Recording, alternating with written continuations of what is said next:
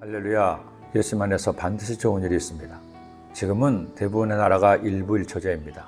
이슬람 국가 중에서는 암묵적으로 남성의 능력에 따라 4명이 안에도 들 수 있다고 하지만 어디까지나 예외의 경우이지 일부 일처제가 공식적인 가정의 형태입니다. 그러나 성경이 기록된 2000수백 년 전의 이스라엘에서는 일부 일처제가 아니었습니다. 상황에 따라서 능력에 따라서 몇 명의 아내를 둘 수 있었습니다. 단 몇 명의 아내를 두든 남편은 아내의 삶을 생활을 책임지는 의무를 다해야 했습니다.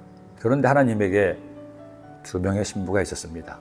처음에는 1명이었는데 그만 나뉘어서 2이 된 것이죠. 바로 북이스라엘과 유다입니다. 물론 여러분, 하나님에게 2명의 아내가 있다는 것을 문자적으로 이해하는 것은 아니죠.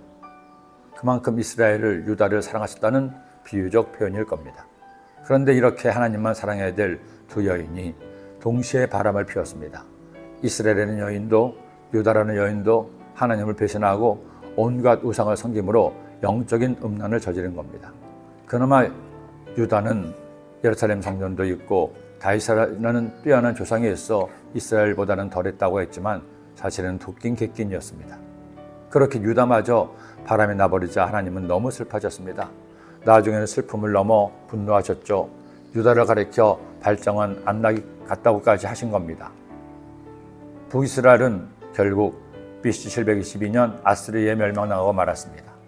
그들의 배신이 죗값을 치른 것이죠.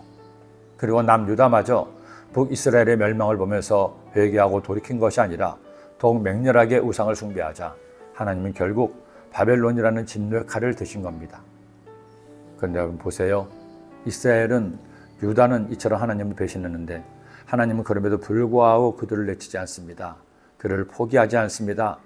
그들을 향하신 하나님의 사랑이 어찌나 깊고 넓은지요. 하나님은 예레미야에게 이미 멸망한 이스라엘을 향하여 다시 하나님께 돌아오라고 회개하고 돌이켜 주님만을 사랑하라고 말씀하셨습니다. 너는 가서 북을 향하여 이 말을 선포하여 이르라. 야훼께서 이르시되 배역한 이스라엘아 돌아오라. 나의 노한 얼굴을 너게로 행하지 아니하리라.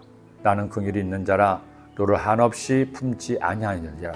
야훼의 말씀이니라. 사실 북이스라엘은 아수르에 점령당한 후 수많은 사람이 곳곳으로 뿔뿔이 흩어졌습니다. 아수르는 정복한 나라의 사람들을 노예로 끌어가고 다른 곳으로 이주를 시켰습니다. 그리고 그 땅에 아수르 사람들을 보내어 아예 민족 자체를 말살하는 정책을 썼기 때문이죠. 그럼에도 소수의 사람이더라도 야훼 하나님께 돌아와 회개하면 긍휼을 베풀어 준다는 겁니다. 그리고 이 예언은 사실 아직 멸망당하지 않은 유다를 향한 예언이기도 했습니다. 북이스라엘마저도 용서하시는데 유다가 회개하고 하나님께 돌아오면 보는 치에 하시겠느냐는 겁니다. 야훼의 말씀이니라. 배역한 자식들아 돌아오라. 나는 너희 남편임이라.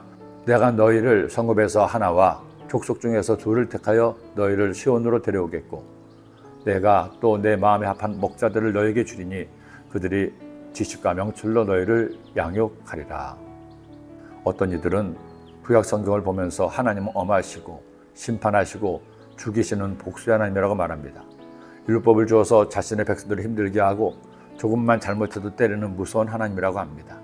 그러나 제가 만난 구약의 하나님은, 예언서의 하나님은 좋으신 하나님이십니다. 끝까지 참으시고 불쌍히 여기시며 우리를 하염없이 기다리시는 바보 같은 하나님이십니다. 여러분, 하나님은 어떤 하나님입니까? 기도드립니다. 사랑의 주님, 우리를 행한 대로 갚지 않으시고 우리의 잘못대로 판단하지 않으시고 우리를 그저 용서하시고 품어주시고 안아주시는 좋으신 하나님, 오늘도 그 주님 만나게 하시고 주의 음성 들어서 주 안에서 행복한 저희들의 삶이 될 수 있도록 인도하여 주옵소서. 예수님의 이름으로 기도드립니다.